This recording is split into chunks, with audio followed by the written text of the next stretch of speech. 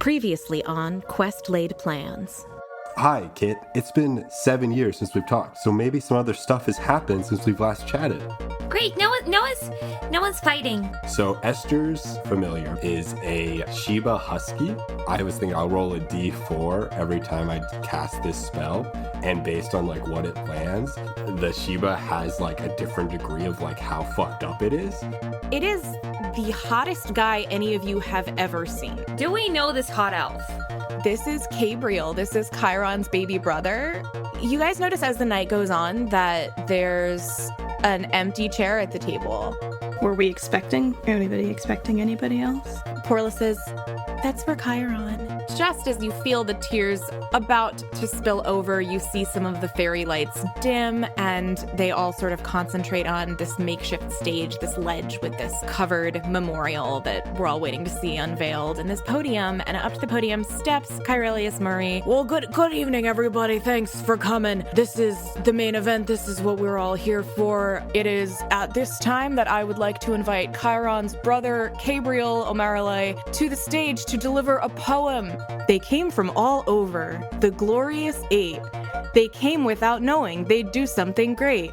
This is a very accurate recap. Wow. Now 10 years have passed, and we still miss our girl. I'm sorry. And then he runs off stage. I think we can all agree that this is, that was beautiful. And you see in the place where Kyrelius was a massive, gaping, toothy maw. And I need everyone to roll initiative.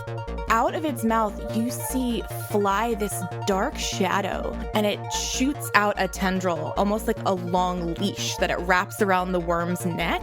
And you realize you were being set upon by this nasty ass, giant bat creature.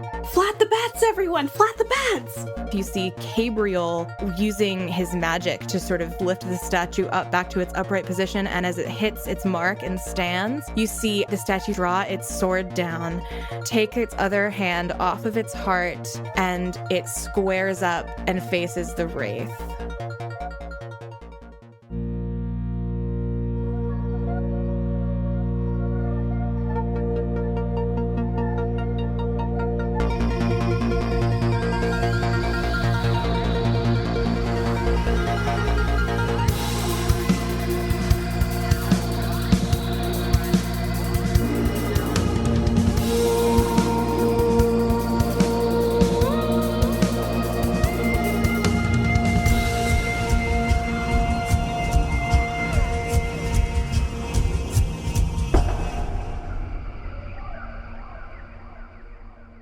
Welcome to Quest Laid Plans, the podcast that asks the question, can an old party learn new tricks? I am your dungeon master, Meghan Kelleher, and with me are the 5 previous owners of my cat, Cake.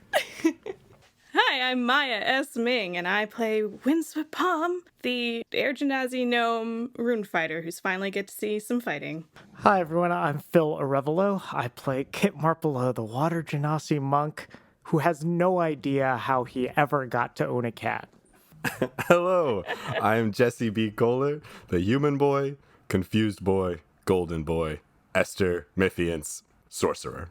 I'm Jamie Hathaway. I play Aveline Yavri Skywatcher, Circle of Wildfire Kalashtar Druid, ready to burn some stuff up. And I'm Neda Voiceovers, and I play your halfling wizard rogue Naraya Windsworn, who hasn't done magic in front of her friends yet. All right. So last we left off, we had just finished one very long and very exciting round of combat, our first combat, which occurred when the dedication ceremony of the statue of your beloved lost friend Khiron at your 10th final battle reunion was rudely interrupted by a young Remorhaz bursting out of the ground and swallowing up the head and vice head of the adventuring guild. And not only did that happen, but then it barfed out a Wraith, which then started tormenting it by putting it on a leash of shadows. And you are now contending, in addition to that, with 3 Strigoi who have approached you from behind and started sucking the blood of Brex and Kit and Naraya. And a Strigoi, I said this off air, but then I was like, that's funny, I'll say it on air, is basically like a bat mosquito mixed with a hairy toddler. I hate it. I don't like it. Oh. I don't either. I was gonna make I fun hate of you that. for the like behind sucking thing, but now I can't because you mentioned toddlers. So Yeah. like, thanks a lot. Yeah, that's unfortunate. The last thing that we witnessed was Gabriel animating the statue of his late older sister and this beautiful marble and gold, larger than life figure of Khiron raising its marble sword and squaring off against the Wraith. So the next thing that happens is that this statue levitates off of the ground and eerily glides across this stage platform area over to the Wraith, where it attacks with its great marble sword and severs the link between the Wraith and the young Remorhaz. So this shadowy leash is severed, it dissipates. The young Remorhaz rears up and screams and is happy that it is free. And at this point, we are back at the top of the order, and it is the Wraith's turn. You see its shadowy form kind of jiggle and be agitated for a moment, and then it is going to realize what has just happened, and it is going to launch itself at the Khiron statue and latch onto its neck and see what that does with an animated statue. I'm going to make an attack roll for the Wraith. I feel like we're inferring the intelligence score of this Wraith now. Yeah. Yeah, maybe a little. Okay, so let's see. Yes, you know what's crazy? So many things. But Just what? maybe tell us. You are all sitting here thinking, this is nuts. This Wraith can't suck life out of a statue. That's ridiculous. Fuck. However, Oh no. it has been imbued with life, with magical life from a College of Creation bard. And so it is, you can kind of see it like sucking. You see like magic kind of moving through the bronze in the statue, like as though it was veins. And this statue, which has hit points and a little stat block, is going to take an amount of damage that I will now roll.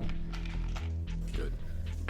Love to be re-traumatized. Yeah, I was just thinking we're at our friend's memorial, Or watching her statue just, just watching her eat it. heroic figure just get fucking whomped again. You see the magic kind of flowing through as if the marble was skin. You can see it sucking out and into the Wraith. The statue is going to take 19 points of damage, and when the Wraith detaches itself, you see it is moving a little bit more slowly, as though it's made out of stone and not just a straight up large lady. That is the Wraith's turn, and now it is Windswip's turn. And I realized that in the previous episode, I think I had the Strigoi go before Windswip, and that was my mistake. I think you were supposed to be first, so we're gonna just fix that now. Okay.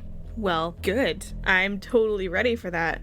The Strigoi that was attacking Naraya, is that one still alive? Yep, they're all still alive, and as far as I believe, I remember saying that Strigoi had disengaged from Naraya and was now fighting with you. Yes, you did say that. So I'm gonna fight it back at least once with a Warhammer. Just go for it. That is a 12, which I don't think will hit. No, will not. It's too dang wiggly in the sky. Well, having flattened it before, it's now an even weirder target, because if it turns side on, it's like, where'd it go? Yeah, we'll go with that. Okay, I guess I'll just go for it again.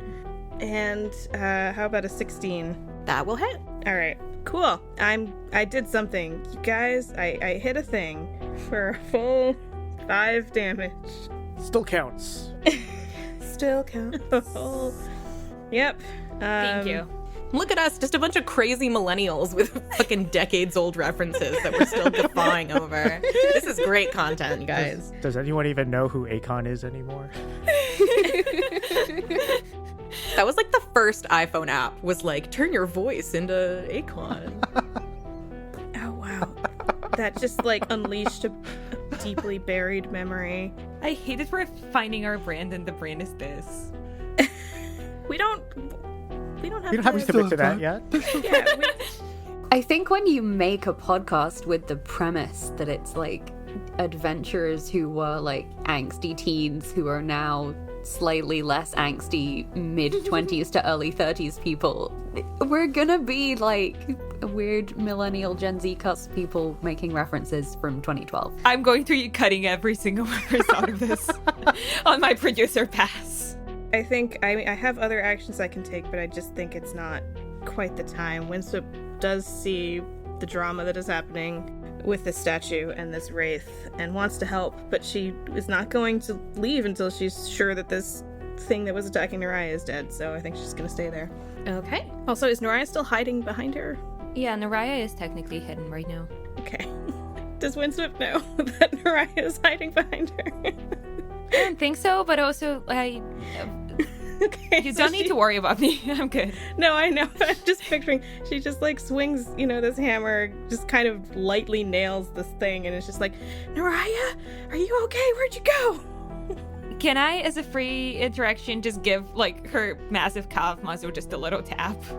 Oh, yeah. Calf tap. Oh, okay. Just, like, a very gentle little, like, hi, I'm down here. This definitely has happened before with like the size changing stuff. So you definitely have like an elaborate system of basically like Morse code that you can like tap on her leg to be like, I'm good or I'm not good, or A variation of my thieves' cant is that yeah. I give Windsweep Morse little taps on her legs. Meaty Calf taps. leg. Oh, I forgot what that felt like. Sorry. Aw. So next in the order are the Strigoi. The Strigoi who is attacking Brex is going to disengage and fly over to Aveline and just kind of keep its distance, maybe like 6 or 7 feet from you, just out of reach, and just kind of menacingly hover. And as a reminder, it is very bloody, and rather than attack you, Aveline, give me a perception check. Just as a free thing. I know it's not your turn, but just... 15. I'm making up rules. No one can stop. You notice that rather than attack you, it kind of keeps its distance a little bit, and it's sort of like licking itself like a cat. It appears to be like licking all of the blood off of itself that had spilled when Brex attacked it. Is that its own blood or is that Brex's blood? It is Brex's blood. Okay.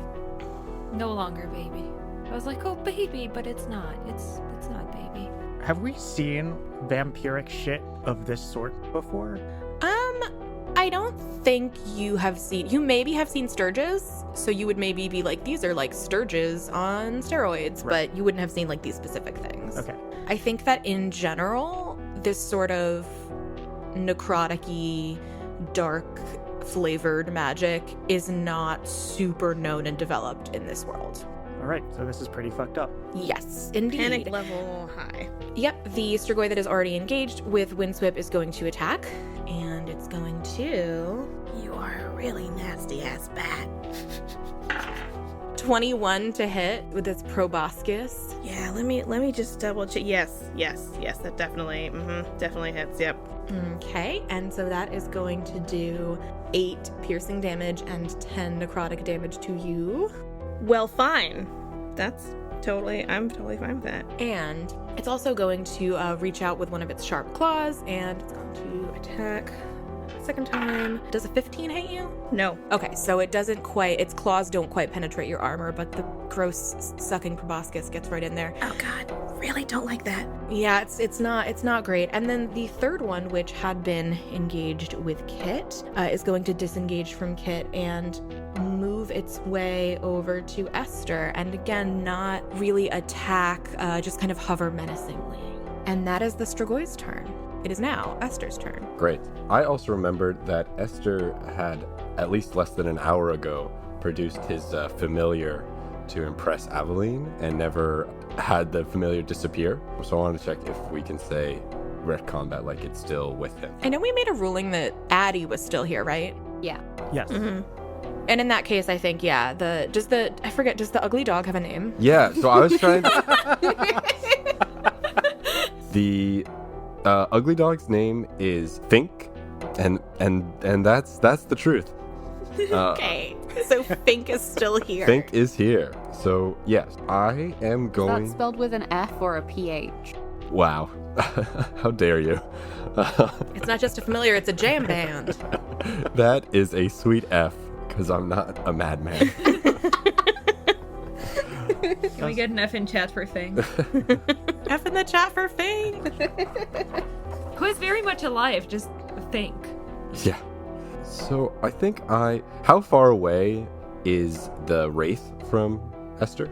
It is still probably like 60-ish feet as the crow flies, plus up about 5. So like with the trigonometry there, it's like, I don't know. I literally don't know. But it's more than 65 Okay, feet. that's just fine. It's the hypotenuse of 65 feet and 5 feet. Great. That's awesome. So I'm going to use Magic Missile as a 3rd level spell, which means I get 5 sweet darts to distribute. And because I have Fink at my side, I can have the help action on my attack roll. Sure, you just have to be a storyteller for a moment and tell me in what way that the ugly dog is helping you aim. Is that would be aim? I think. Isn't it auto hits? Yeah, doesn't Magic Missile just hit? Okay, they do. So yeah, you don't need the help Oh, action. okay, great. So then, You don't need the help action, but Fink is giving you moral support. yeah. Fink is helping by reminding you that they auto Yeah, hit. Fink is kind of losing her mind right now. Is like jumping all over the place. So I'm going to send 3 of these missiles at the Wraith. Okay. She's a lady ugly dog. That's feminism. It's like this, yeah, it's women can do anything, and it's like, oh, you know why you couldn't solve that logic puzzle? Because the ugly dog was a woman, and you made assumptions. So that's 12 force damage to the Wraith. Okay. And then I'm going to send the remaining 2 to this bat boy that is floating close to me. So that's 6 force damage. The one that's near you, I'm assuming? Yes.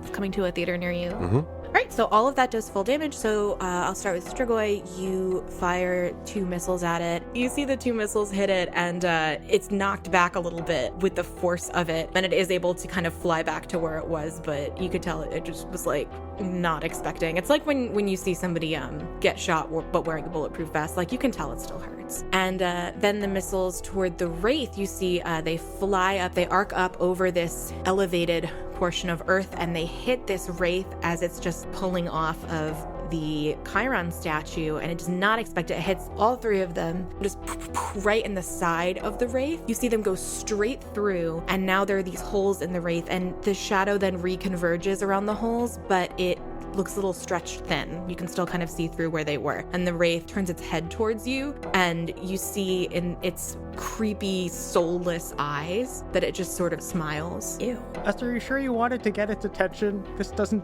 seem great. Yes, of course I want to get that fucking thing's attention. Get the fuck away from my friend. Do you want the dog to do anything?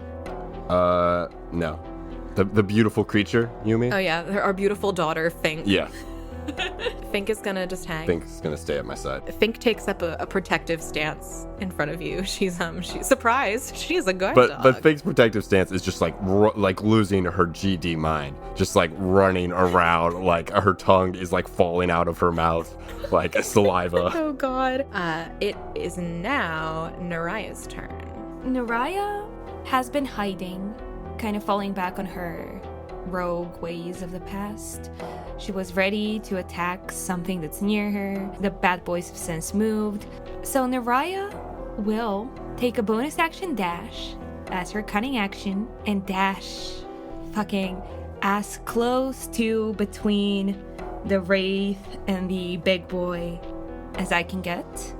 Just going north. Okay. Fucking jumping over a row of chairs, running out. I want to get away from everyone. I want to get between the worm boy and the Wraith. What's your movement? My movement is usually 25 because I am tiny, but it will be 50 because I'm bonus action dashing. Okay, so then what I'm gonna say is that I'm just gonna double the movement for assuming you're sort of like climbing up that little incline instead of going around up the ramp. I just want to get, I'm assuming if I were there in person, I would kind of see the shortest, easiest way to get as close to them as possible and as far away from everyone else as possible. Sure, so I'm gonna say that you managed to scramble up this little platform, this naturally occurring platform, up and a few feet inwards onto the platform, sort of between where the Wraith and the Remorhaz are. Beautiful. And as I arrive there, I will cast a 2nd level Thunder Wave,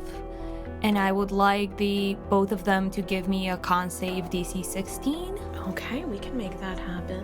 Little halfling makes big boom. Little halfling makes big boom, and for y'all's sake, you've probably not seen Naraya select wizardry over rogue shit in combat before. All right, we have the devil. Oh god, I keep drawing major arcana. Okay.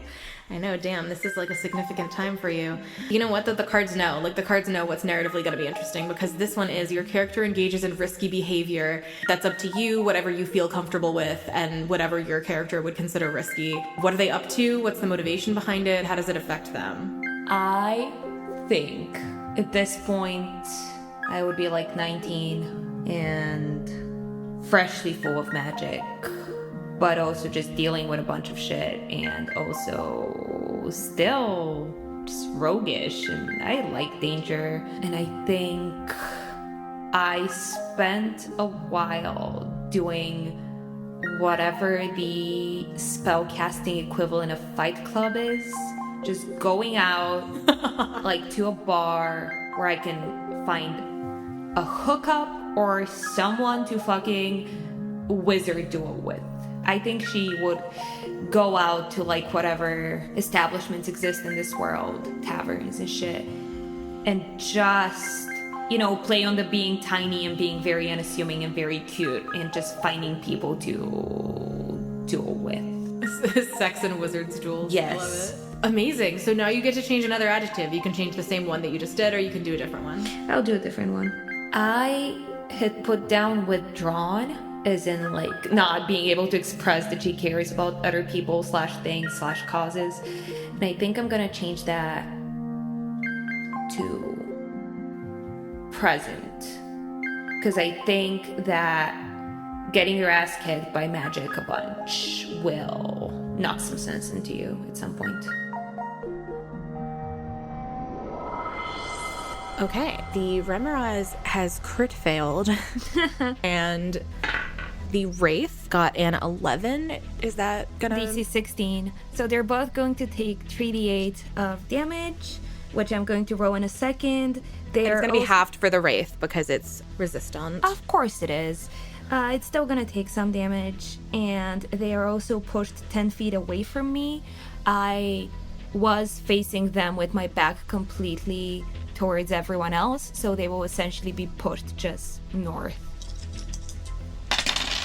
Okay, and they're going to take 16 damage, or halved to 8 from my thunder. Okay.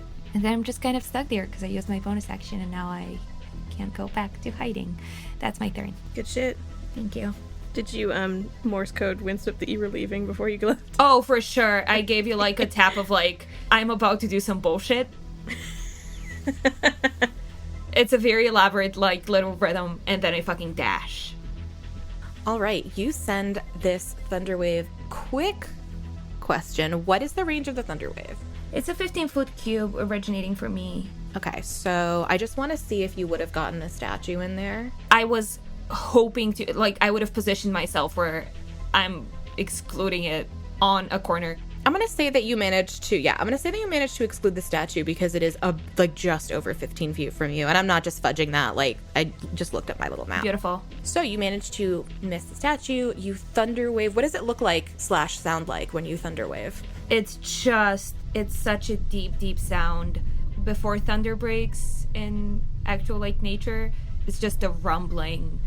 And I don't think it's as much of a visual thing as it is where they are. It just quivers a little bit, like ground on a hot summer's day. It vibrates, and then they're hurt. Oh, yeah. So we see with the Wraith, it is almost like a sonic boom of energy, just pushing it back, and you see some of its wisps of shadow dissipate, but not being in contact with the ground, it's not fully affected, but the Remorhaz being still sort of half underground, half above ground, and a very noise-sensitive creature. As we all know, that's sort of how it navigates. You see it just absolutely go berserk. It has these little spindly arms, and it kind of, you can see it trying to cover its like weird little ear holes that you now realize are ear holes now that it's trying to cover it. It is screaming. It does not like it is like nails on a chalkboard, or for my fellow misophoniacs out there, it's like somebody just ate an apple in its ear. Does not seem happy. You see it actually with its little scratchy insect claws start scratching at where its ears are until it like draws blood. And that is what you see from that. Oh, dang. Oh, God. No. Don't think it's cute. More of It's that. evil. You messed it up. Fuck. Is that your turn? That is my turn, thank you. Okay, it's now Kit's turn. Okay, just to be clear, the sitch is there is one Strigoi who has disengaged, but is still kind of close to where Esther and I are.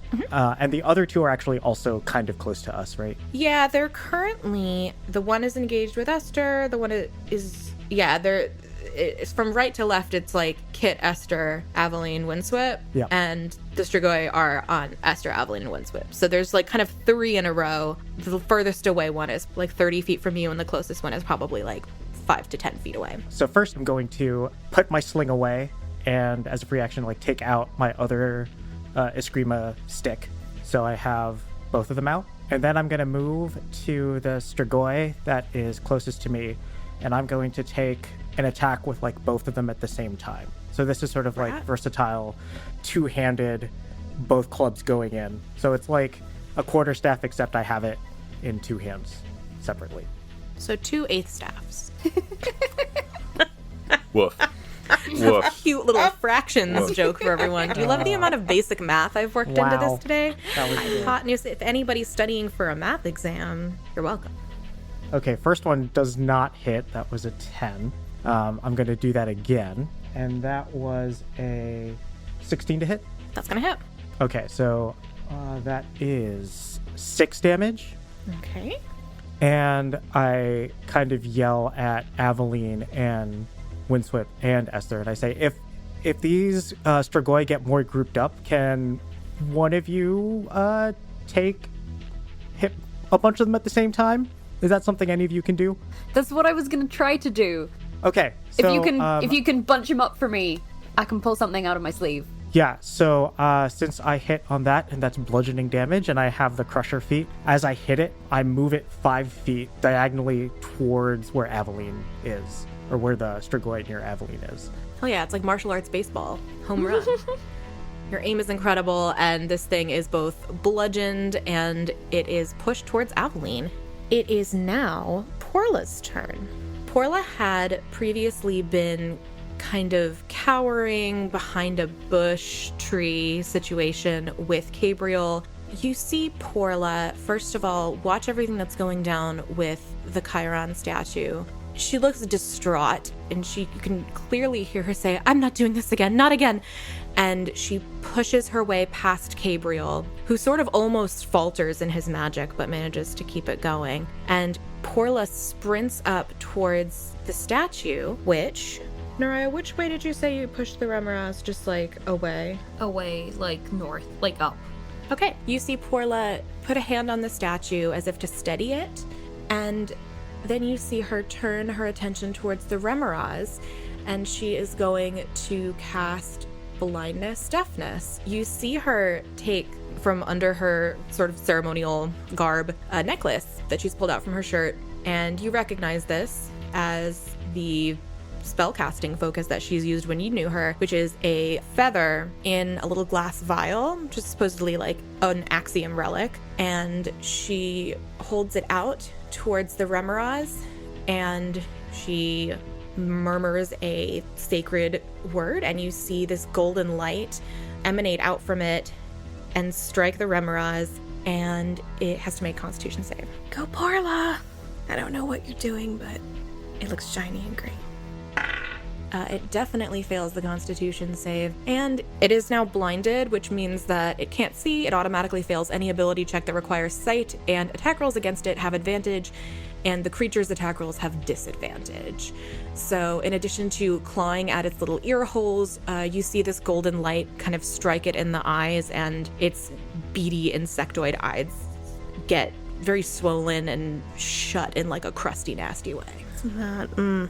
Not having a good day. No, it is not.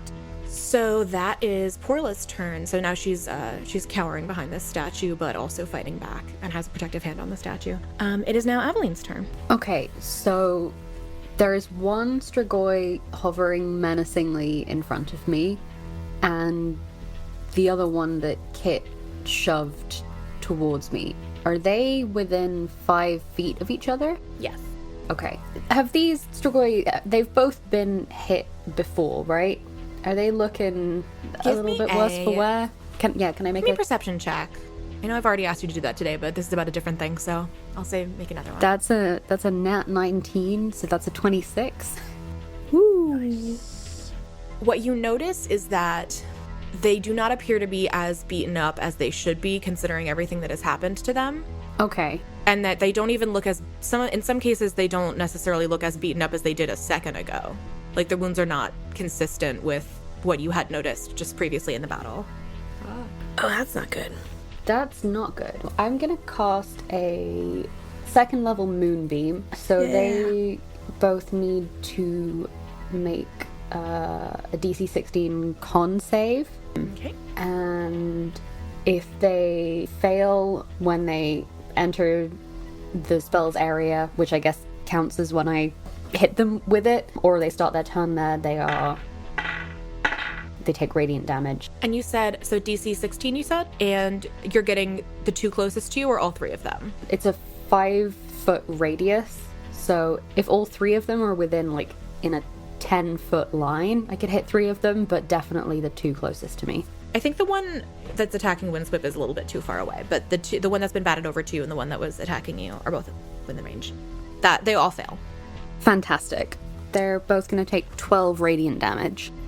Good shit. And they take it again when they start their turn. If they stay in the moonbeam. Yeah, if they stall their turn in the moonbeam, they take damage again. Moonbeam is great. Yeah, I agree. Hell yeah. Moonbeam is the MVP of Druid spells. All right, awesome. Is there anything else you want to do on your turn? Yeah, I am also going to... I know that the Wraith was resistant to fire damage, but I'm also going to command Addie to do her Flame Seed attack, and she goes directly after me in the initiative order. So she is going And that command is a bonus action, right? Yeah. So that is a 24 to hit, let's say, the Strigoi closest to me. That's gonna hit. It takes 7 fire damage. Okay, here is what happens. Aveline, you summon this moonbeam, and it gets these 2 Strigoi, and you see them almost as in silhouette through this, like, blinding moonlight. And you see this silhouette of the one that started nearer to you, not the one that Kit batted over, but the one that started nearer to you. It starts kind of drawing into itself, and you can tell that it's losing its ability to stay in the air. And Addie, seeing that, smartly aims her flame seed, which, what does that look like when she spits fire? Be careful now. She drops some sick bars and just fucking bodies the enemy with her cool raps. I want to make sure I'm not, like, stealing Pokemon's intellectual property here, but I am just imagining, at this point we are all Pokemon's intellectual property. I know I said that she used it last episode, and I don't remember if I said what it looks like, so I think she kind of just, like, coughs it up. Like when a llama or a camel, like, spit up their sort of gross phlegm stuff, but instead of, like, gross llama phlegm, it's just fire. Fire Amazing. phlegm. Love it. So she hawks a fire loogie, and she spits it right at this one that looks like it's really on its last wings. And you see the mote of fire go into the moonbeam, and you don't see anything after that because light on light is hard to perceive. What you do see is this struggling Strigoi just go still and fall to the ground. And then you see the other Strigoi that is in this moonbeam see this. You see it sort of perceive this. And then you see it immediately, and again, you're seeing all this in silhouette, it rears its head back, and you see its proboscis start pulsating, and it looks like eventually like something's emerging from it, and like it's pushing something out of it. And you see the silhouette of another proboscis emerge and then another head, and you realize that it is producing a little sturge out of its proboscis. It is birthing a sturge out of its proboscis. I don't like any of this. And as you see this little small silhouette finally emerge, you see it almost looks like the Strigoi is talking to its new baby. And then you see the sturge fly out of the moonbeam. Wait. Is this new sturge? Is it entering the moonbeam for the first time? It is. I think it does probably have Then to. it's starting its turn, so it does have to take damage. It's starting its life. It's starting its life. Birthed into a moonbeam. Into a moonbeam. Welcome to life. It hurts. Yeah. Yeah, bitch. Now you get I it. have to look up the sturge stat block. Hold on. It will take 11 damage. Whatever its stat block is, just fucking take damage for being born. Don't we all take damage for being born? Exactly. It takes Hey. it rolls its save with disadvantage for birth. I'm going to say that you see it receive this message. You see it emerge then from the moonbeam looking disgusting. You have seen a sturge before, and this one has had like all of its bat fur singed off, and it's looking very bloody and sick, but it manages to somehow haggardly flap its way over to the one that is attacking Windswept. And Windswept, you have this up close and personal view of this tiny Strigoi, which is more of a bat size. It says in little burnt dying bat language, like, you see the Strigoi that's still in the moonbeam dive down to the deceased one, start to drag it out of the moonbeam painfully. You see them emerge, and like the baby sturge, the living Strigoi who is dragging the corpse of its brother is very singed, kind of hairless, very burnt. And you see the sturge, the baby sturge that has gone over to communicate with Windsweep's Strigoi, part and go back to its wounded comrades, and the three of them struggle to fly off the way they came. And Windsweep, yours is still on you. I get my own. I get my very own. You got your very own, and now it's bonded with you.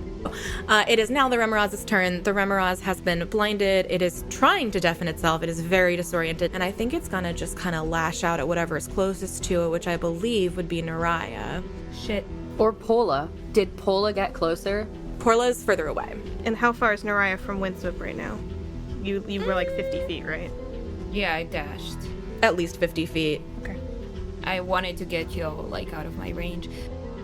It's going to snap its massive jaws, and it is going to hit Naraya. I rolled a 17 and has +6. All right, it's going to be 20 piercing damage with its teeth. Yikes. 7 fire damage from coming Megan? in contact with its hot body. I'm down. I had 27 hit points. No! You just managed to get me down. Oh God. You killed her Naraya. with a hot body. That's just There are worse ways to go. Honestly, I put myself there. I'm at peace with it. Yeah, so you feel its jaws snap down on you, and it's just the heat of it from being in the hot underground compared with this like chilly atmosphere. It just Ow. overwhelms you. I'm very much down. Yeah, you all, if you were looking, you'd see the massive toothy maw take a crunch onto this tiny figure of Naraya, and Naraya hit the snow. It is now Brex's turn. Brex is still in a rage and is going to see this happen and run up to where the Remorhaz is. it's gonna get even ragier. Double rage. This time, Rage to the streets. it's personal. It's the Fast and the Furious, but no one's fast. They're all just furious. Yeah, exactly. Famously slow. You see Brex run up to it, and right where it's got Naraya in its jaws, it doesn't see Brex coming, and Brex is going to make 2 attacks with Bedlam, the magical chaos sword. These are going to have advantage because the Remorhaz is blind. So the first one is, I think it's going to hit. Yeah. And the second one is also going to hit. So you see Brex make 2 swipes with this sort of chaotic black greatsword, and Get him, Brex. It is going to be a total of 22 magical slashing damage to this young Remorhaz. Hell yeah. And Brex's, it still has the greatsword form, like it didn't change again. Right, yeah, it changes when Brex goes into a rage, Okay. and then it stays that way until the next rage. Brex is also going to do Fury of the Small to deal 5 extra damage. Yes. Nice. So that's a total of 27 slashing damage. You see them go absolutely apeshit on this thing, and barely notice that they too are a little bit singed from being so close to this steaming, smoking hot thing. I really wish I could. I wish I could find a way to make it sound like it's not just like so sexy that it's just devastating. You do say that everything in your campaign is canon hot, so I mean, now Yes. I'm just picturing a sexy Remorhaz. Well, you know what? No offense if that's what you're into, dear listener. We're all entitled to our fantasies, I guess. So Brex's hands get a little bit burnt just from being in the heat aura, but that is a whopping 27 damage, and it is now Cabriel's turn. Cabriel is going to... Gabriel, finish your poem. It's the only way to finish off this thing. What rhymes with girl? I can't think of anything. Okay, so Cabriel on his turn is going to first of all sprint over to where Naraya lies fallen in the snow and crouch down and touch her forehead and cast Cure Wounds at we're gonna do a 3rd level Cure Wounds, and so that's gonna be 13 hit points. And Cabriel, as he crouches down and touches your head, you just hear with this like absolutely beautiful singing voice, like, "Come back to me, beautiful Naraya." Please stop singing. Thank you, but please stop singing. Okay, you're awake. Excellent. And then he's going to turn his attention to the statue, and as a bonus action, you hear him say, "Okay, statue sister, this is weird. Can you give us a little help here?" And the statue floats over to the Remorhaz and is going to attack. That is going to hit. Okay, so you see this marble sword. It's still moving a little bit slowly, like as though the air was water, but it does bring it down on this Remorhaz, who still can't see a damn thing, and manages to strike it for 7 damage. Good shit. All right. We are now back at the top of the order. It is the Wraith's turn. The Wraith is going to make its way back and go for Cabriel at this point, having seen that he's the one who seems to be controlling things and healing people, and is going to attempt to do a good old life drain on Cabriel. How far is Cabriel from Windswept? Crouching down next to Naraya, so they're all kind of... So, like 50 feet. At least, Great. yeah. Okay, that's going to hit, and so it's going to be 21 necrotic damage to Cabriel. Jesus. You see it latch on and start sucking the life out of Cabriel, which is the first living being that you've seen being preyed upon in this way. So you see it's a little bit more graphic when it's a person, and you can kind of see the shadows from the Wraith start to like move within Cabriel under his skin, and his eyes go super wide, and it's just really terrifying. So Cabriel has now been sucked, and the Wraith is temporarily sated. It is now Windsweep's turn. Still has a big old proboscis. Is it attached to her still? If I were to do something like a disengage or to move away, would she be successful at doing that? Or would it come with her? I think that we could say that a disengage would just be you like yanking it out of you. Okay. So what she is going to do is cast Zephyr Strike, which is a bonus action spell, which allows her to move like the wind, and it lasts for a minute, and until it ends, her movement doesn't provoke opportunity attacks. Oh, cool. Cool. And there's more to it, but for now, I think that's the important part. So, as an Air Genasi, or part Air Genasi, Windsweep normally kind of has a little bit of breeze dancing around her hair at all times, and that suddenly like kicks up, becomes really, really dramatic, and she kind of like manages to twist away in this kind of burst of whirlwind, just sort of would knock back the creature that is attached to her, and just kind of allows her to move a few feet back and not provoke an opportunity attack. So you yank this thing out of you like an angry patient who doesn't want to be in the hospital anymore and just quits their IV out. And you Tasmanian devil away, I'm assuming towards the platform face. I'm trying to figure out if she can get to anything with her normal walking speed. What's your normal walking speed? So it feels a little ridiculous, but 25 feet as a gnome, and it doesn't seem to get better as a big gnome. So Just still Big gnome, like same the steps. stubby feet, stubby legs. Yes. So here's what I'll say. I've been calculating it so that climbing this little tiny, I mean, it's not a cliff face, it's like, 10 feet tall or whatever, but climbing that is double movement. And so you could make it like halfway up it on your turn, or you could decide that you don't want to end your turn mid-climb, and that's up to you. Okay, I think I know what I'm gonna do. I think I'm going to use my action to double move to get to where everyone is, to climb and get to where everyone is. Wait, isn't disengage an action, or was that part of I didn't the actually Zephyr Strike? disengage, I just moved away with Zephyr Strike. Oh, and Zephyr Strike, does that allow you to disengage? It or- doesn't provoke opportunity attacks, so it's not the same as disengaging, but okay. it just doesn't provoke opportunity. I'll allow it. Yeah, okay, got it. Understood. Sorry, I was unclear when asking about. I just wanted to know how the proboscis thing worked. Well, yeah, it's like tomato, like moving without provoking opportunity attack is sort of disengaging. Yeah. So that was her bonus action, was to make sure she could move away from the thing. So she used her action and her movement to get to everyone. So now you're over with the group. You're with Gabriel, the Wraith, the Remorhaz, Naraya, and I guess Porla's a little ways off because she's still kind of where the statue had been. Okay. And now that I'm there, I think Windsweep will get close to where Gabriel and the Wraith are, specifically. And then she's going to action surge. Oh yeah. She's going to do that thing. Everyone's favorite. And just try to double whammy this Wraith. Oh, yeah. Okay.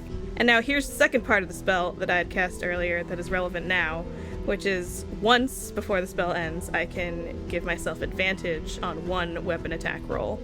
Nice. So Amazing. And if I hit, it's an extra 1d8 of force damage. So Amazing. Okay. yeah. Anyway, that's what I'm gonna do with advantage. Just 25 hit. It does. Now, question for you. Yes. Is your hammer magical? Not to my knowledge. No, it's probably bad, huh?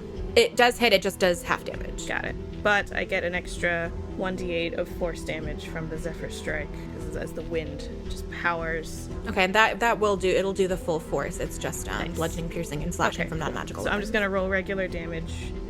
Wow, that's a whole 7 halved to 3 normal damage. Okay. And then a d8, an extra 3 force damage. These are little itty bitty numbers, but And on your action surge, you just get one more attack, or do you get 2? my attacks are an action. 2 attacks are 1 action. Okay, so then, and that was one of them, and so now you have another one? Yes, I do. Oh my gosh. But I love not this. with Okay. advantage. This is just a normal attack, so. Okay. Sorry. Long turns, fighters. That is going to be, that's probably not going to hit. 13. That does hit. Oh. Well, I guess it's not an armor-wearing Wraith. Surprise. That will be 9 normal damage. Okay, so half to Half to 4. Okay, so you still did a total of 10 damage, which is, for an extra action surge that most people would not even get to take, is not too bad.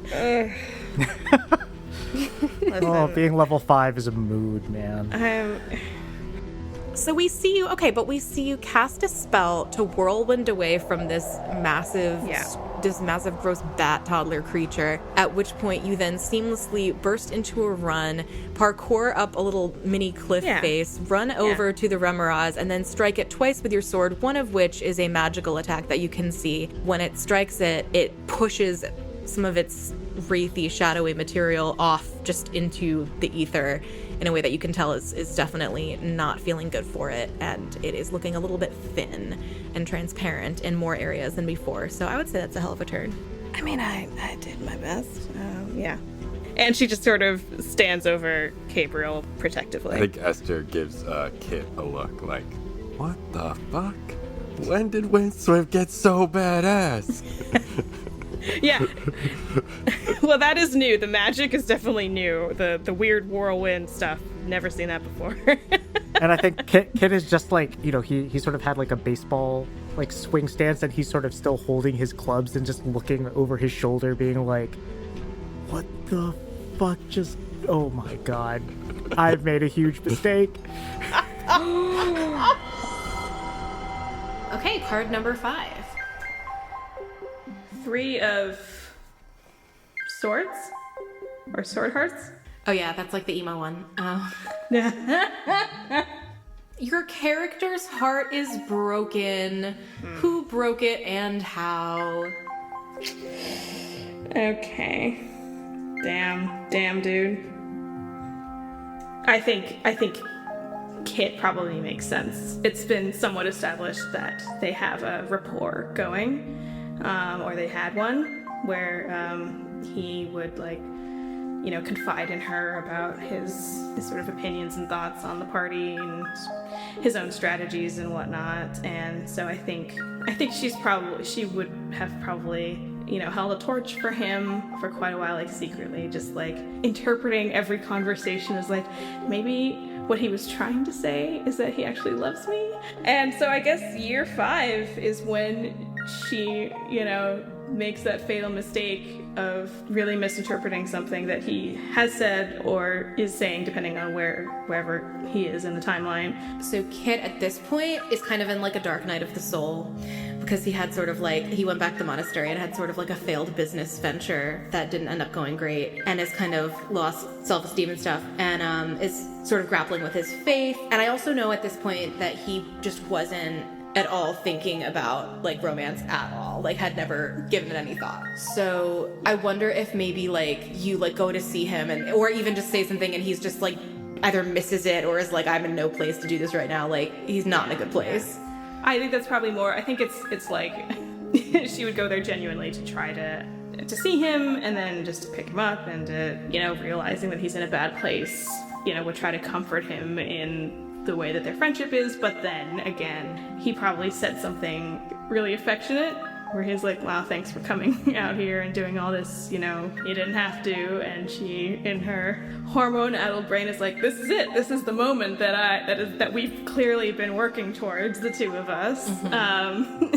And maybe tries to go for a kiss or something, and that startles him because he doesn't see that coming at all. And I don't want to like play Phil's character too much, but I could see again just her misinterpreting him making a statement of friendship as something much bigger, and then trying to act on it only to realize summarily she's being rejected.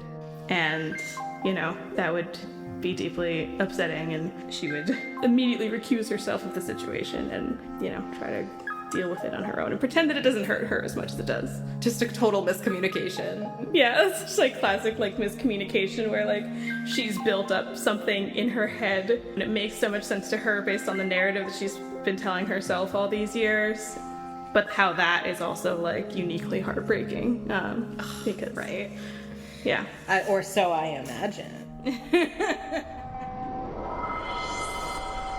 Can we get an F in the chat for Kit's long-term life partner that he co-owns a monastery with? Kit. I mean, Kit Marpala, definitely not a fuckboy. oh no. So it is now the Sturgis' turn. There's one left. It has been whirlwinded off of from Windswept. It is kind of spinning in a cartoonish way. Yes. And as it stops spinning, it is going to land on Aveline and attempt to proboscis. I love to be probed. Proboscis is a verb now. Oh my. Oh my god. Oh no, it's worse somehow. Not a fan. That is going to hit. That is a 16 that is going to hit, and it is going to be 8 piercing damage and 10 necrotic damage. Jesus Christ. Okay. Damn, I knew I should have hit it before I left. That's actually the first time I've been hit. All right, it is also going to make a... Megan! And here's the second. No, it's going to make a claw attack. I'm sorry, it's going to make a claw attack, and it is going to hit. I was going to say I was going to get punished and roll like a nat 1 on that, but it is going to hit for 7 slashing damage and 6 acid damage, as it also manages to shear through an area on your body which is not protected by armor and has just filthy hands, just the grossest, dirtiest little gremlin hands that you can tell are slowly poisoning you. Oh no! These are no joke. I went from 38 HP to 7. Okay. Oh God. Wild shape. Yeah, I don't think I can wild shape because I have Addie, and she is one of my use of wild shape. So, Okay. Esther, it's your turn now. yikes. Esther turns to Kit. Kit, so do we think this Wraith is like making decisions or is being told what to do? How smart do you think it is? Well, it seems to somehow be at odds with that worm. I don't know whether it's... I don't know. It seems kind of related to these weird Strigoi. But, I thought it was really dumb at first, but Okay, great. That's my thoughts too. To be See doing you in a pretty bit. fine. And then Esther runs closer to the Wraith, to where the big shindig is happening, and is gonna attempt to cast Detect Thoughts on the Wraith, and is gonna use the material component to cast that. So he sort of like he strokes his hand through his hair, or that's what it's like looking like he's doing. But then he has a little copper like ear cuff, and he like touches it with like all 5 of his fingers, and like it's kind of like a rhythmic pattern, and that's how he sends off his Detect Thoughts onto the Wraith. Wow. That's awesome. Okay, I need to add the flavor of this, which is that there is still residual wind whipping off of Windsweep's spell that like blows Esther's hair. through Esther's hair while he does this. Everybody is like using this to just show like it's typical reunion behavior of like, look at how hot I got. Everything's I mean, like not slow all. Speak motion. for yourselves. I'm fucking dying out here. So that's a wisdom saving throw for the Wraith. Okay. What's the DC? 15. It fails. Sweet. This works. You tap into it and so you get surface thoughts? Yeah. Okay. Surface thoughts you get are just this immense pain and rage of being angry that you're dead, and you tap into this creature who just is driven by this absolutely all-consuming primal urge to suck life out of any living creature and inflict as much harm on the living as possible because it is just so angry. So no clear, like, I'm going after this one thing. Just primal, teenage, I'm mad at everything energy. I would say teenage. More like fight or flight, bestial. I will just fuck up whatever comes near me and whatever I can lay eyes upon. This is a bloodbath. Okay, great. And then I guess I do want to use all of my movement as much as possible. Like, I kind of want to, if I'm picturing this correctly, I want to come up sort of behind the Remorhaz, kind of like flank it from behind. So I'll say you get like halfway across that distance on the level you're on without like attempting to go up the ramp at all. But the creature is still on the upper level, right? Yeah, so you're actually about even with it. You're just on a lower level from it. So you're Cool. probably like 15 feet away, and some of that is vertical. Okay, great. And Fink is running along with me, just still losing her mind. I'm picturing like when dogs are running, but they're also really excited. So it's not so much a coordinated run as it is like it just all parts of the body are bouncing and moving and like not in coordination. 100%. And like not along with me, like going back, forth, like all over the place. Like as though it sees a bug or something. Yeah. Which, I mean, you know, maybe it got excited by it. Maybe she got excited by the Strigoi. So it is now Naraya's turn. Okay, Naraya is remembering what this feels like. What I'm going to do is I'm gonna go for the Wraith. I was probably prone because I did just nearly die, so I'm gonna use half of my movement to get myself up, scan my surroundings, and then I will be casting Ice Knife. I'll be Nice casting knife. Ice Knife, which counts as a weapon, so I get to add my sneak attack to it. And because I'm an evocation wizard, Ice Knife has a part of it where you have to succeed at dex save so as not to get fucked by my Ice Knife, Windsweep will be fine. We love a good spell shaping. Yes, we're sculpting this bitch so as Windsweep will not be damaged by my ice knife. I will be doing this. Fuck it, I will do it as a first level. I'm not gonna burn my second level spell slot. So we're going for the Wraith. Oh no. Is it a 1 And to or God, I just crit. Oh, Yeah. I was like, it's either a 1 or 20. I just crit. And to recap, I am doing Ice Knife. There is a dex save involved in it, and I am sneak attacking. And also, what kind of damage is it? Ice Knife is cold damage. There you go. I think it's piercing in. It's No, piercing pardon ankle. me. Ice Knife is just straight up piercing damage. Oh. So here's the deal. Here's what It's happens. It is both. First of all, before we calculate any of this, give me a dex save for the Wraith DC 16. I rolled a 17 plus whatever. Okay, cool. So you're gonna be fine. So you're not gonna take my cold damage, but you will be taking my piercing damage, which is 1d10, plus my sneak attack damage, which is 1d6. So we are starting with, if you want to do crit rolls the way you do it, we're starting with 16. Mm-hmm.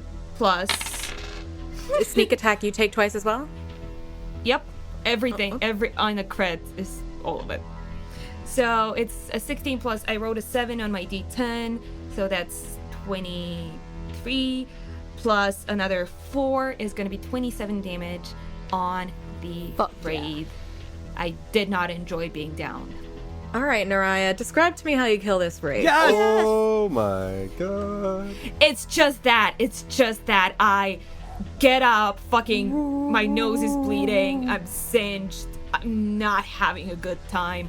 Just scan my surroundings so fucking fast. And then you just see, it's just a shard of, like, it's a massive, like, icicle, like the kind of icicles that, like, you get warned about when it's cold. It just shoots straight out of my arm. It's like a bone. It looks like I'm like hurling one of my arm bones at it. It's a big icy bone, and it goes straight into its fucking left eye, where it explodes the way it was supposed to. You see this thing explode, and in every little shard, it just takes a piece of shadow until it's just pulled apart into nothing. And these shards also, to the keen observer, you see them curve like a curved bullet around Windsweep, just like not at all following the trajectory in order to avoid her. And the Wraith disappears. Wow, holy shit. Good job, Naraya. And that's my turn. All right. Kit, it is your turn now. So I've just seen Naraya and Windsweep do like, and just do like crazy things up there. I like look at this Strigoi, and I'm just like, I guess, and it's reminding me of like the last battle where I was like taking care of all the like little wieners, and I felt real bad about it. And I'm like, not this again, but I guess this is what I've got to do. And I run over to the Strigoi that's on Aveline. So my movement's 40 feet. Can I get there? We were like next to each other, I think. So, let me know. I haven't moved yeah. at all, so I'm just still where I was at the beginning of the fight. Oh, I guess I haven't actually. I think you moved. both are. So you're probably like 20 feet apart, max. Okay, so I guess I use like half my movement to get over to that Strigoi. And I do the same thing where I take like 2 swipes with both of my Eskrima sticks. That is a crit, a nat 20, and a 19. Oh my god. A nat back 20 to- and a 19? back to Holy back. shit. Okay. Okay, how are we doing crit damage? Take max damage and then roll and add that to it. So max damage would be 9, and then I just do the regular rolls that I would do otherwise. Plus 2, 7, plus 9. So that's like, I guess 16 bludgeoning damage. And because I crit, and I have Crusher, when I deal a crit that deals bludgeoning damage, attack rolls against the creature are made with advantage until the end of my next turn.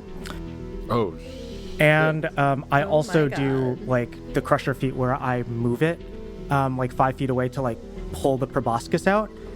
And I spend a key point to use Stunning Strike to stun it. When you shove it my 5 feet, can you shove it into my moonbeam? If it's still up, I can, and it's close enough, I can do moonbeams- that. Oh, wait, I didn't roll. The moonbeam I didn't stays roll. on. The moonbeam stays on during sex. I forgot to roll because it's... Well, I just rolled a 3, so the moonbeam is gone. Oh. Fuck. R.I.P. Moonbeam. Okay, so I guess I just hit it away. And let me just make sure, is this true? None of that used a bonus action. So now it's like stunned on the ground 5 feet away, and I'm just gonna like kick it as hard as I can with my bonus unarmed strike. I like that Kid had this moment of like, oh no, and then he fucking goes off and does it. He's like, well, fuck it. He's like, wow, everyone's being so badass but me. Does a 15 hit? It does not. Okay, that's fine. Did you It's a roll good advantage though? Oh, I guess I do. That is true. That's a nat 20. Do you know what? You fucking Ronaldo this thing and So that's gonna be Ooh, a sports reference. 12 more bludgeoning damage as I like kick it. Jesus. Okay. So that was 28 damage in one turn. God damn. I like picturing that Kit misses with the first kick. He's Yeah. like, he's like, ah. Gets a better wind up. Wait a minute. I think I have time for one more attempt. No one saw that. Yeah, that was amazing. So yeah, you strike this thing with your sticks and then it falls to the ground. You kick it really hard. And where do you push it to? Because you have the ability to push it, right? Yeah, I can push it like any 5 feet to any like unoccupied space. I actually want to keep it. I want to get it like out of. Yeah, I want to, like, for flavor, I'll say that I actually moved it on my kick, if that's okay. Mm-hmm. And I basically, like, kick it so that it's going, like, right in front of Aveline's field of view. So that's where I'm gonna kick it. It's stunned, so. Okay. That's what I'm saying. It's stunned. It's there. You do you. Do what you want to do. But it's there. Stunning. Okay. Stunning. It is now Porla's turn. And Porla. Porla is going to Make out with the statue. What? it's a new Among Us. Kiss his tattoo real soft. Here's what's gonna happen. Porla is going to look at Gabriel, who is not doing great after being sucked on by that Wraith, is going to look at Naraya, who despite having just killed the Wraith is still looking, very roughed up, worse for wear, bloody nose and everything. And then Porla's gonna look at the statue, and she's going to cast Cure Wounds on the statue. Wow. Okay. Second level. I just give her a look. I'm not even sure what the look is, but there is a look of like... It is going to be for 17 hit points, so it is nearly back up to full, and you can see that as she sort of like tenderly touches it, it seems to get some sort of its vigor back. Hey, Porla, I think you missed. And then as a bonus action, she's going to summon her spiritual weapon, which is a giant spectral claw. It just looks like a large glowing golden talon, and it is going to Are we talking about attack. like an eagle claw or a chicken claw or... It is an owl talon. Oh, right, owl. 'cause Yeah, you know what? That makes sense. And it is going to attack the Remorhaz. It is going to do so with advantage, and it is going to hit, and it is going to do 11 damage to the Remorhaz. So it's getting clawed by this spectral golden claw as well. It is now Aveline's turn. Okay, so first things first, before I do anything else, I am going to bonus action healing word myself. Okay, so I get 6 HP back. So exciting, I'm up to 13 now from 7. Double digits, baby. Yeah, love to be in double digits. Feels safer.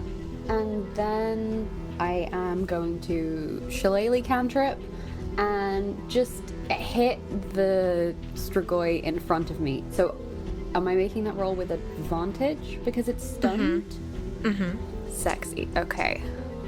Really enjoying that I get to roll with advantage because one of those was a nat 1. But that is... It's a 22 to hit. It does hit. Okay, that is a big 6 magical damage. to this Strigoi. Okay. I know you can hit harder than that, Aveline. Wow, salt in the wound. Just negging Aveline into hitting harder. All right, so you feebly punch this thing that is just still on the ground, and then everybody dunks on you relentlessly. Yeah, No, we don't. I think I have like blood from the claw attack and like acid dripping down my like ripped shirt, and it's like the blood is getting in my braid, and I'm just feeling very, very frazzled right now. And we're all like, boo! I only meant I only meant. Did you see what Noriah just did? I mean, I just meant that you hit me back there. I take an action surge and I cast Erupting Earth and I bury everyone underground for being mean to me. End of campaign. Kid's gonna now give a lecture to all the local youths on backpedaling. That's all I can do this turn. I can't command Addy to take a turn because I used my bonus action to healing word myself. So, yep, that's it. I heal myself for 6 and then I hit for 6. That's where we're at. You're doing great. At this point, the Remorhaz's turn. The Remorhaz is going to once again rear back and open its massive toothy maw, and it's going to come down as though to hit Brex. It does have disadvantage. With disadvantage, it still hit. Oh, wait. I can do something about this. Windsweep is going to use a cloud rune, which means when a creature, you or a creature you can see within 30 feet of you, which I'm pretty sure Brex is now, is hit by an attack roll, you can use your reaction to choose a different creature other than the attacker within 30 feet of you to become the target. Oh, wait. The Wraith is gone now. There's no other enemies within 30 feet of us, are there? You might be within 30 feet of the Strigoi. Let me see. Yeah, probably not. I think I'll let this one go. I think Windsweep starts to use her rune, looks around, realizes that there's nowhere else for it to go, and drops her arms in defeat. All right, so we are going to see it attack Brex, and okay, it's going to do 20 piercing and 7 fire to Brex. Let's see. And Brex had exactly 27. Oh my god, that was hit me a couple points turns ago. You see Brex get chomped on, Brex falls, and so it would have been Brex's turn next, but they are down. And it is now Cabriel's turn, and you see Cabriel... Come on, Cabriel. You see Cabriel look at Porla and look at the statue and say, Porla, I'm sorry, and command the statue to sort of fly full speed at the Remorhaz. And you see the statue lift up into the air, bolt like a projectile into the Remorhaz's mouth. And then you see, as it makes contact, you see a strange thing happen. You see Cabriel recoil a little bit as though in pain, and you can sense that, you can kind of tell when someone is magically controlling something. Just most of you are magic users and you know what it looks like when someone is magically animating something. You see that connection falter and crackle a little bit, and then you see Cabriel get knocked back onto his ass like 10 feet away, and the statue explodes into a bajillion little tiny shards, which inside the Remorhaz's mouth takes it out easily. It's a massive explosion inside of something, so it's pretty gory, but it just eventually, most of it's contained, and it just kind of flops down with a massive earth-shaking thud. And you just hear Porla wail, "No!" And that takes care of that. So at this point, you've just got this stunned Strigoi on the ground. Someone take it out of its misery. Wait. If we do take it out, I don't want to destroy the body. I want to see if there's any kind of marking or like anything on it to sort of indicate if something was controlling it.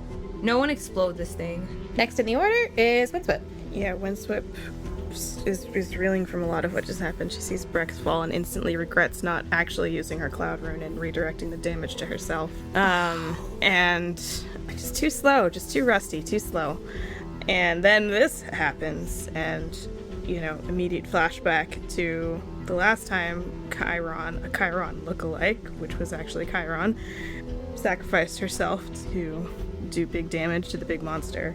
The Remorhaz is fully gone now, though, right? It's on the ground, still kind of half in and half out of the ground, but it is dead. But it's dead. Okay. So there's nothing to hit, basically, and that's what she's good for. She will just... Yeah, she'll look over and see what Kit and Aveline are up to, I guess. And...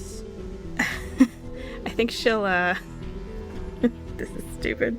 I think she's gonna use her one levitate of the day. Still big. To get over to them. Yeah, big levitate. Big levitate. Just the wind, and just like pushes herself off to get back over that platform and over to them. All right, so Windsweep, you levitate over. Yeah, I think she's just gonna, because nothing is happening right now, but she can see that they're still dealing with this, and Aveline looks pretty bad. And so Windsweep just wants to get over there and then just be ready in case it wakes up. All right. After that, it is the Strigoi turn, and the Strigoi is stunned, so it can't really do anything, so we're going to skip it for now. And it is now Esther's turn. Cool. Esther is going to... Sorry. I just want to I'm just putting myself in the moment real quick. Windsweep will definitely shout at Porla, like, oh, get them up, pointing to Brex before she goes. I'm sure she's not the only one yelling that, but you know. Esther is going to walk over to the Strigoi that is just laying on the ground, and he is going to put both of his hands around it and just do shocking grasps, like through it. And I think Fink is like next to him, just like barking like madly at this little shit while it lays on the ground. So that's a 19 plus 7 to hit, so 26. And remember, you do get advantage. Oh yeah, Wanna see if you crit. I rolled. Okay. Okay, well I already rolled with the help because of the Oh yeah, because of my familiar. that's right. We're all angry now. It's good. So that's 11 lightning damage. You send sparks through your hands and you electrocute this thing, and as the magic dissipates, you see that it's still kind of flailing feebly, but definitely a lot more scorched than before. Fuck this thing. The God, smell it's of burning still bat fucking fills up. the How air. is it still fucking alive? Do I want to waste a fucking sorcery points on it? Do it! Assuming this is The end. the end. Okay, yeah, I'm gonna do quicken spell again so I can fucking just end this thing. Or freaking try to. This is where we get the narrative crit. Esther like sees that it's still alive and is like Does it again. 17. Mm-hmm. That'll hit. Please die, you freaking little shit. 10 lightning damage. Yeah, describe for me how you take out this Strigoi, you know, being mindful of, I don't know if you want to kill it, you can kill it, but you guys had sort of talked about like preserving the body, so. Just don't fry it too much. Yeah, I think it just is like the lightning just like zigzags all around it. It is like just trying to like suffocate it, but like with lightning. So you're like fucking up its heart, right? Like Yeah, it is. It's just like, I think it's just like all of You're just the, euthanizing it. It's fine. Yeah, just like all of the rage that Esther has felt, you know, like maybe like a pretty quiet, not showing a lot of emotion on his face, but just like incredibly tense hands. And then I think the second that hit dies, Fink just like disappears like that. Yeah. And he just like stands up and just hands it to Kit. Yeah. Figure this thing out. We'll see what we can see. They have our blood. The other ones. They got away. And as you all stand there, the adrenaline of battle still rushing through your veins, you look around and you see your former party mates covered in blood and ice. It finally hits you. You really are right back where you started. Now the question is, why? And that's where we'll end our episode.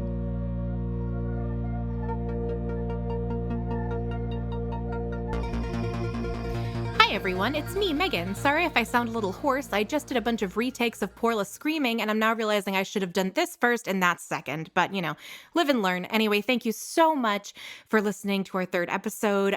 We are so grateful for all of your wonderful feedback and for your reviews, especially on Apple Podcasts or whatever other podcast apps let you leave reviews. 5-star ratings are super appreciated, and please tell your friends about us. Again, thank you so much.